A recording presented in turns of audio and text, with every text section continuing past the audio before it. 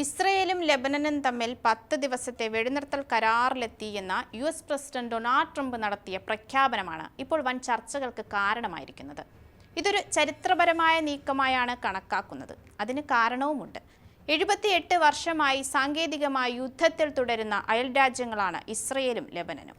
ഈ ശത്രുതയ്ക്ക് സമാധാനപരമായൊരു തീർപ്പുണ്ടാക്കാനുള്ള വഴികളാണ് ഇപ്പോൾ തുറന്നിരിക്കുന്നത്. എന്നാൽ കാര്യങ്ങൾ അത്രത്തോളം സുഖകരമല്ല എന്നൊരു നിരീക്ഷണവും ഇതിൽ വരുന്നുണ്ട്. എന്തൊക്കെയാണ് താൽക്കാലിക വിരാമമിട്ട വെടിനിർത്തലിലെ പ്രധാന വെല്ലുവിളികൾ? നമുക്ക് പരിശോധിക്കാം. ഞാൻ അമ്മു. ഈ 10 ദിവസത്തെ കാലയളവിനെ നയതന്ത്രത്തിന്റെ ഒരു സ്ട്രെസ് ടെസ്റ്റ് അഥവാ സമാധാനത്തിനായുള്ള അഗ്നിപരീക്ഷയായാണ് നിരീക്ഷകർ കാണുന്നത്. സങ്കീർണമായ ഈ തർക്കത്തിൽ ഒരു സ്ഥിരമായ വെടിനിർത്തൽ ആദ്യഘട്ടത്തിൽ തന്നെ അസാധ്യമായതിനാൽ ഈ 240 മണിക്കൂറിനെ ഒരു കൂളിംഗ് ഓഫ് കാലയളവായിട്ടാണ് കണക്കാക്കപ്പെടുന്നതും. വലിയ വിട്ടുവീഴ്ചകൾ ചെയ്യാതെ തന്നെ ഇരുപക്ഷത്തിനും പരസ്പരം വിശ്വസിക്കാൻ കഴിയുമോ എന്ന് പരീക്ഷിക്കാനുള്ള അവസരം കൂടിയാണിത്. ലെബനൻ സർക്കാരിന് ഹിസ്ബുള്ളയുടെ മുൻകാല ആധിപത്യ മേഖലകളിൽ നിയന്ത്രണം ഉറപ്പിക്കാനുള്ള സാവകാശം കൂടി ഇതോടെ ലഭിക്കുമെന്നാണ് പ്രധാന വിലയിരുത്തലും. ഇസ്രയേൽ പ്രതിരോധ സേനയുടെ വശം മറ്റൊന്നാണ്. അതിർത്തി പ്രദേശങ്ങളിൽ വീണ്ടും സൈനിക വിന്യാസം നടത്താനും രഹസ്യാന്വേഷണ വിവരങ്ങൾ വിലയിരുത്താനും ഈ 10 ദിവസത്തെ ഇടവേള അവരെ സഹായിക്കും. മറുഭാഗത്ത് ലെബനന് തങ്ങളുടെ പരമാധികാരം തെളിയിക്കാനുള്ള ഒരു നിർണായക അവസരമാണിത്. മിസൈൽ ആക്രമണങ്ങളോ വെടിവെപ്പോ ഇല്ലാതെ ഈ 10 ദിവസം കടന്നു പോകുകയാണെങ്കിൽ ഹിസ്ബുള്ള ഉൾപ്പെടെയുള്ള സായുധ സംഘങ്ങളെ നിരായുധരാക്കാൻ ലെബനൻ സർക്കാരിന് അന്താരാഷ്ട്ര തലത്തിൽ കൂടുതൽ രാഷ്ട്രീയ പിന്തുണ ലഭിക്കും. ട്രംപ് ഭരണകൂടം നടപ്പിലാക്കുന്ന സമ്മർദ്ദ നയത്തിന്റെ ഭാഗമായാണ് ഈ നീക്കത്തെ പ്രധാനമായും കണക്കാക്കുന്നത്. ഇറാനുമായുള്ള സംഘർഷത്തിൽ നിന്ന് ലെബനനിലെ യുദ്ധം വേർപെടുത്തുക എന്ന തന്ത്രപ്രധാനമായ നീക്കവും ഇതിന് പിന്നിലുണ്ട് എന്ന വിലയിരുത്തലുകളുമുണ്ട്. ഇതിനൊക്കെ ഇടയിലും ഈ കരാറിന് പിന്നാലെ എത്തുന്ന വലിയ വെല്ലുവിളി വിസ്മരിച്ചു പോകരുത്. കരാറിൽ ഹിസ്ബുള്ള ഔദ്യോഗികമായി ഭാഗമായിട്ടില്ല എന്നത് വലിയൊരു ഭീഷണിയാണ്. ഹിസ്ബുള്ളയെ ഒഴിവാക്കിയുള്ള ഒരു കരാർ എത്രത്തോളം പ്രായോഗികമാകുമെന്ന കാര്യത്തിൽ ആശങ്കകൾ നിലനിൽക്കുന്നുമുണ്ട്.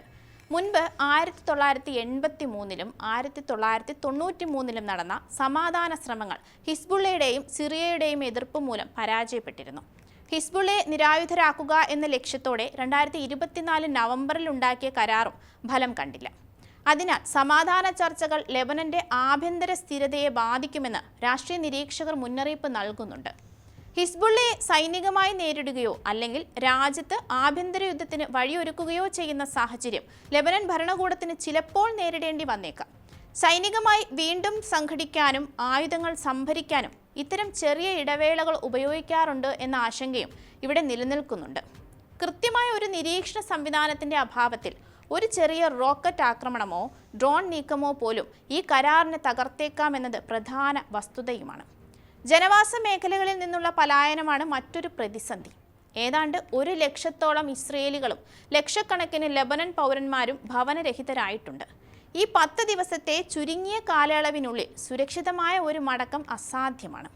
11ാം ദിവസം വെടിനിർത്തൽ അവസാനിക്കുകയാണെങ്കിൽ മടങ്ങിയെത്തിയ സാധാരണക്കാർ വീണ്ടും യുദ്ധമുഖത്ത് അകപ്പെടാനുള്ള സാധ്യതയും വളരെ കൂടുതലുമാണ്. നിലവിലെ വെടിനിർത്തലിനോട് ഹിസ്ബുള്ള തണുത്ത പ്രതികരണമാണ് നൽകിയിരിക്കുന്നത്. ലെബനന്റെ മണ്ണിൽ ഇസ്രയേൽ അധിനിവേശം തുടരുന്നിടത്തോളം കാലം പ്രതിരോധിക്കാൻ അവകാശമുണ്ടെന്നാണ് ഹിസ്ബുള്ളയുടെ നിലപാട്. എന്നാൽ തെക്കൻ ലെബനനിൽ 6 മൈൽ വീതിയുള്ള സുരക്ഷാ മേഖല നിലനിർത്തുമെന്ന് നെതന്യാഹു വ്യക്തമാക്കിയിട്ടുണ്ട്. തെക്കൻ ലെബനനിലെ ഹിസ്ബുള്ളയുടെ പ്രധാന കേന്ദ്രം ഇസ്രയേൽ സൈന്യം ഉടൻ കീഴടക്കുമെന്നാണ് നെതന്യാഹു അവകാശപ്പെടുന്നത്. ഹിസ്ബുള്ളയ്ക്ക് നേരെ സൈനിക നീക്കം ശക്തമായി തുടരുമെന്നും അതേസമയം തന്നെ ലെബനനുമായി സമാധാന ചർച്ചകൾ നടത്തുന്നുണ്ട് എന്നും നെതന്യാഹു പറയുന്നുണ്ട്. ഹിസ്ബുള്ളയുടെ ഈ വലിയ കോട്ടയെ തങ്ങൾ ഉടൻ ഇല്ലാതാക്കുമെന്നാണ് അദ്ദേഹം കൂട്ടിച്ചേർക്കുന്നത്. ഇസ്രയേൽ സൈനികമായി വളരെ ശക്തമായതുകൊണ്ടാണ് ലെബനൻ ഉൾപ്പെടെയുള്ള രാജ്യങ്ങൾ ചർച്ചയ്ക്ക് തയ്യാറാകുന്നത് എന്നാണ് നെതന്യാഹുവിൻ്റെ വാദം. ഹിസ്ബുള്ളയെ നിഷ്ക്രിയമാക്കുക, ശക്തിയിലൂടെ സുസ്ഥിരമായ സമാധാനം ഉറപ്പാക്കുക എന്നിവയാണ് ചർച്ചയിലെ ഇസ്രയേലിൻ്റെ പ്രധാന ലക്ഷ്യങ്ങളും. ഹിസ്ബുള്ളയോട് നന്നായി പെരുമാറാനും സമാധാന ശ്രമങ്ങളെ പിന്തുണയ്ക്കാനുമാണ് US പ്രസിഡന്റ് ഡൊണാൾഡ് ട്രംപ് ആവശ്യപ്പെട്ടിരിക്കുന്നത്. ഹിസ്ബുള്ളയുടെയും ഇറാന്റെയും സ്വാധീനം മുൻപത്തെക്കാൾ മേഖലയിൽ കുറഞ്ഞതാണ് ഇപ്പോഴത്തെ ചർച്ചകൾക്ക് വഴി തുറന്നത് എന്നാണ് പ്രധാന നിരീക്ഷണം.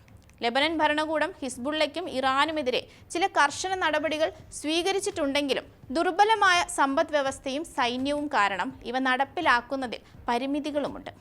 സമാധാന ചർച്ചകളെ ഇസ്രയേലിലെ ഒരു വിഭാഗം സ്വാഗതം ചെയ്യുമ്പോൾ തന്നെ ഹിസ്ബുള്ളയെ പൂർണ്ണമായും നിരായുധരാക്കാതെ വെടിനിർത്തൽ പ്രഖ്യാപിച്ചതിനെതിരെ വടക്കൻ ഇസ്രയേലിലെ ജനങ്ങളിൽ നിന്ന് പ്രതിഷേധവും ഉയരുന്നുണ്ട്.